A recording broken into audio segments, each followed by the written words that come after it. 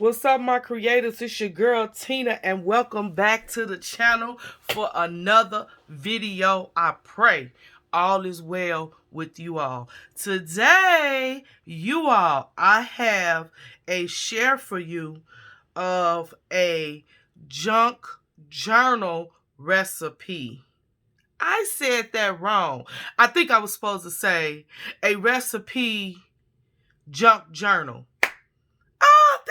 That's what it is. A recipe junk journal. Can somebody tell him thank you? Let's get into this video. So you all, I have these glassine bags that I pulled out and I wanted to play with. Now usually I use these glassine bags to send different packages in. And I decided, you know what? I'm going to try to use this and make a junk journal out of this glassine paper bag. All right, so I got this idea a long time ago from Rhonda without an H here on the YT. She used glassine, wax paper, parchment paper all the time. And I had been wanting to try this idea, never did. But because you all, I have been trying to get rid of things in my vault, right?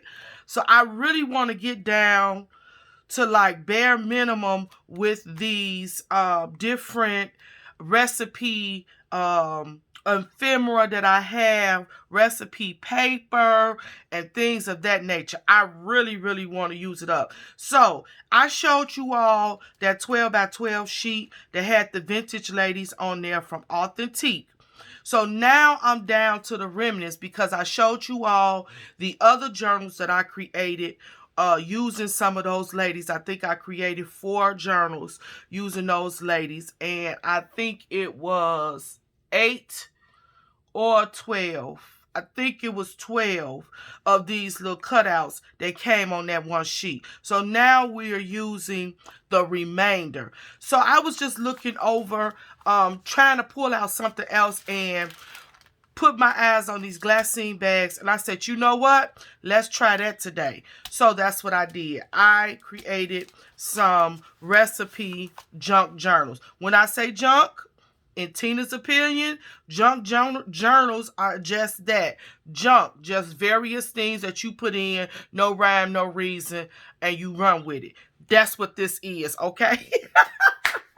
I just got to get clarity. I want y'all to understand, you know, what I'm saying. This is very different from the other journals that I created, in my opinion. All right, so these are glassine bags again. And let's dive into the first one. All right, as you see, I used some of that paper, which is the remnants that was left from the project I did through your eyes swap. And I posted that video on Sunday. And so these were some remnants left from that paper. I didn't want to throw it away. I didn't have that much left. I said, you know what? I think it'll be cute. Let me throw it on this glassine paper. And I really like the comparison because the glassine, the brown, the tan, and the glassine goes well with this cardstock. Okay? So all I did was I took the glassine bag and I folded it into 3 panels. Okay, that's all I did is I took the bag and I folded it just like this. And I creased it. Okay, that's the foundation of this journal. Very easy and simple. All right, so what did I do? I wanted to pull out my sewing machine and play with my sewing machine for the first time in 2021. So I just did some stitching, right? I stitched these 2 layers of cardstock to the glassine bag. Now, let me say this. Because I've never used glassine to create with, it has a glossy type, slippery type finish on this bag. So I wasn't sure if my liquid adhesives would stay adhered to the bag I just was kind of like in between. So this is what I did. This journal is put together basically by stitching, excuse me. This journal is put together with my liquid adhesives. And I wanted to see what would happen with both of them. Okay. So this one is got stitching all the way through, and it is what is holding all of the elements together. Does that make sense? All right. So I took and I sewed this these layers to the front panel. Then I took that cut apart and I just stitched some wonky stitches around it. And of course I used my tiny attacher just to give a little bit more interest. Because she had a red shirt on and it was hints of red in this cut apart, I thought that this doily went perfect to set off the greens, the tans, and the white that's in the cardstock. Okay, and then here's just another remnant from some cut aparts in my collections. And then I use these little dots. Now let me talk about these because I've used these on a lot of my journals. This, I don't know where I got this from, but I've had it for so long. I've had this thing over a good 6 years. It must have came in a kit or something like that. I don't remember. But you know, pink is not the color that I normally craft with. And then peach is an odd color that I don't craft with a lot, nor is green. So I understand why this stayed in my stash, but I needed to use it. I needed to get it out of there.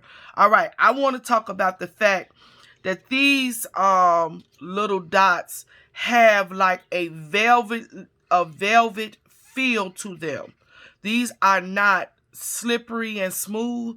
They have texture to them, which I really, really love. I wish you all could feel it. I really like these. After I started using them, I fell in love with them, especially the peach and the green. And actually, a lot of the paper that I had in my cooking paper stash, a lot of the papers coincided with these two colors right here, and the pink as well. All right, so I just want to talk about those because I've never seen any enamel dots like these with this texture, this kind of rugged feel on them. All of the enamel dots that I've used are basically smooth and glossy. So I want to talk about that. All right, let me show you the back. I did stitching all the way through. Okay, I love this unfinished rugged look. So I didn't want to put anything back there. I just like that the way that it is. Okay, now as you can see, I have no ribbons this time. The closure that I use for both of these journals are these little now while I'm losing my thoughts, I can't, it's on the tip of my tongue. I use these, you all, Velcro closures. Velcro closures on both of these journals, okay? So let's just open it up. Over here, I just simply put a pocket, right there. Over here, you have a pocket going this way. Let's see if I could find a smaller sheet of paper or something to stick through here so you all can really understand what I'm saying. Okay, let's use this. All right, so there's a pocket here. All right. And again, I had just strips left, and I just attached that to the cardstock. And then after I attached it to the cardstock, I sewed the whole piece down over here. Okay, when you open this right here, here's a flap, right? And then here is another pocket. Okay, so on this journal, you have 3 pockets. Okay, so you got a pocket there, and you have a pocket here. Okay, all right, here's the journal. One signature, No rhyme, no reason. I just put papers in there, you all. I added some of them papers out of that cookbook that I've been using. All right. Enough room for you to write notes, put in recipes, whatever it is that you want to do. Okay. And this is the center of the signature. I sewed the signature in. Love that. All right. And then this is the back part of it. Okay. Then here we are with the back panel. This is another piece from the Through Your Eyes swap that I used on Sunday. And this was a remnant that was left over. I like the way that it came out. It's a recipe junk journal. And I love the crinkleness. I know a lot of people don't like that sound, but I love the sound of that crinkle of that Glassinebag. All right, let's dive into our second one. So I did put stitching on this one, you all. However, everything is adhered down with my Beacons 3 and 1. Love it, love it, love it, love it. All right, so the same thing. I took a sheet of a strip of paper, and what I did was I did my sewing around it first and then adhered it to the bag. Okay, so the bag has stitching that I just stitched the bag by itself with nothing on it. Then I took the panel, I stitched it and adhered it to the bag with the Beacons 3 and 1. Pulled out a doily, and here's another one of those little cut aparts, and I used the staples, my mini attacher, just for extra interest. And then here is a happy foodie. Okay, and there's those dots that I love. Oh, I love the texture of those. I'm a texture person. Are you a texture person? I am. Look at the spine. Look at all that wonkiness and the stitching. Okay, here's the back, a piece, a remnant of a sheet that I had. I stitched it and then adhered it down to the bag. Okay, let's dive in. This is the same structure. On this one, I just put down a piece of paper where you could just, write, put whatever it is that you wanted on the open panel. This one does not have pockets. This is the flap. The flap that I just put this piece. I did my stitching first and then adhered it to the bag. Okay, same thing with this. So I gave you a lot of writing, extra writing room on these panels. All right, and then we just dive in this one. We got some coffee stain papers out of the cookbook. Just no rhyme, no reason. All right, just some white copy paper in there. These are little remnants.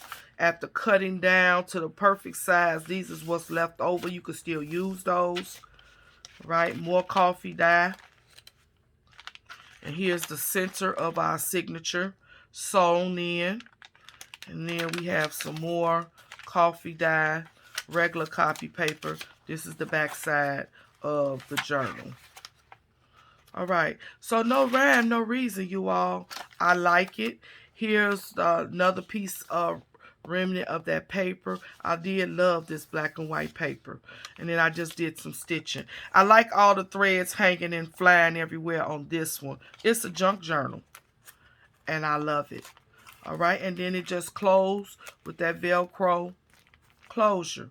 So you all, these was just some quick projects. I made these like within about an hour and a half. Stitching, listening to some YouTube videos while I did this project, and it was so much fun. So I want to come in and share these two recipe junk journals. Tell me what y'all think. It's all about using your scraps, using ends and odds. This is a good way to clear your desk too. If you want to get rid of some stuff off your desk that you can't use in a major project, you could use them to make small mini journals like this. I love it, and I'm telling you, that thread everywhere is giving me life.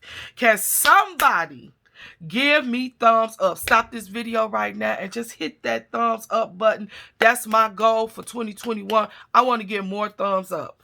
More comments. Leave me some comments down below. Y'all know Tina like talking. I like writing. I like journaling. Can y'all help a sister out and reply? Hit that thumbs up. Wash them hands every 15 minutes. Hot water kills germs with soap. Keep creating and stay blessed. And I'll see y'all on the next video. Thanks for stopping by. Love you.